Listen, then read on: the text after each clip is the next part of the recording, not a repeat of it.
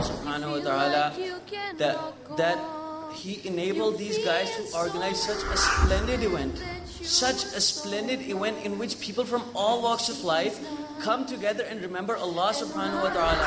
To tell you the truth, this was all organized by our students.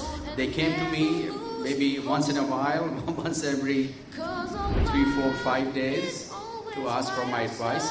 But each and every time, whatever they did, I agreed with them. There was not even a single occasion that I had to disagree with them. That's amazing. Ladies and gentlemen, Honorable House, here the topic of discussion is the world better off with WikiLeaks? If this Quran was revealed to a mountain, it would have humbled itself. You become harder than mountains if these words were not able to shake you up. And you, in the library? Together for a novel conference. Working together for Sist. You are the people who will be in the leading positions. That when you give, actually you're not giving, you're receiving. And you'll receive here, and most importantly, you'll receive in life. The most important thing that we have gotten away from is for the standing for the truth, for our petty gains. And that's why as a nation, we have really declined. Dr. Stephen Covey came up with the first book called 7 Habits of Highly Effective People in 1989. Unfortunately, I was in America in those days. So somebody gifted that book to me when I was about to graduate. So literally I cried with tears in my eyes because I thought, okay, this is the kind of a book which some Muslim should have been writing. Unfortunately, this credit goes to them. And since then I've been writing in my books that I will not be surprised if someday you see Americans teaching you Quran. Sunnah for 300. Can we have the question, please? The observance of which 2 prayers can make one enter into Jannah? And then 1 year in which rain would be abundant. That is correct. Excellent. Thanks to your listeners.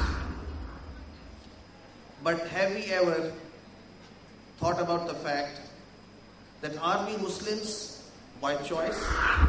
Or are we Muslims by chance? What we need is people who are very good in marketing, but they have the right Quranic worldview. We need them in marketing. We need them in designing. We need them in banking. We need them in financing. We need those people everywhere. In short, we need all of your compasses right and then take on these things, because then we don't have to see this. Then we don't have people who are advertising all sorts of ridiculous stuff. Kitab al-Sunnat ki roshni mein, but then right underneath it says, don't leave the world. Take it by its horn. But take it with the right direction. That's what you have to do. Engineer bane, doctor bane, chartered accountant bane, computer expert bane, sab. लेकिन क्या जन्नत पर नजर है?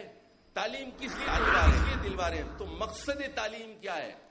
Dollar कमाना, पैसे कमाना, सरमायादाराना निजाम सरमायादार के लिए पैदा किए गए हैं आप या अल्लाह के लिए पैदा किए गए? का मकसद ये है to sell the commodities of a Don't become a trendsetter for evil, and don't be a follower. Be a leader. And that's where, confidence in Islam, if there is such a major role. In my opinion, one of the biggest crises in the Muslim world today is the confidence of Muslim women. Muslim women have to be proud of the fact that they're Muslim women. They have to take pride in wearing their hijab. They have to take pride in, practicing other things. We have to, our families, our fathers have to give confidence to our women. Our husbands have to empower the wives, say what they want to say, etc., etc. But if you look at the Sahaba, the women were outspoken. I mean, they spoke. Their opinions were heard. They were educated people. They were teachers in the community. They were in these positions of responsibility. I feel sorry for the person who Allah has given Islam and they don't appreciate what it is.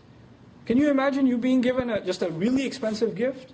I don't know, a 5 Series BMW? And you don't appreciate what it is. There are people who make sacrifices to hold on to their deen. And here we are assuming that it's just a bunch of annoying rules. Or it's a bunch of things that don't make any sense. If the religion doesn't make any sense to you, I challenge you to acknowledge the fact that you haven't spent the time trying to understand it. Or you haven't gone to the right people to ask the question. What I'm trying to tell you now is you guys can be an invitation to the good. If you guys become students of the Quran, study Arabic. Have a direct relationship with the Quran. Study tafsir. Study, understand, make the Qur'an's thought process your own. And so you can become inviters to the Qur'an. You can be in whatever career you want to be, but you can live a life as Muslim. That's what the dunya is. An old brush for cleaning utensils.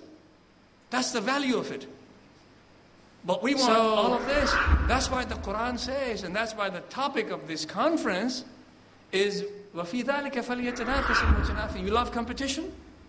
You love to beat others? Beat them in this. Beat them in the race for Jannah.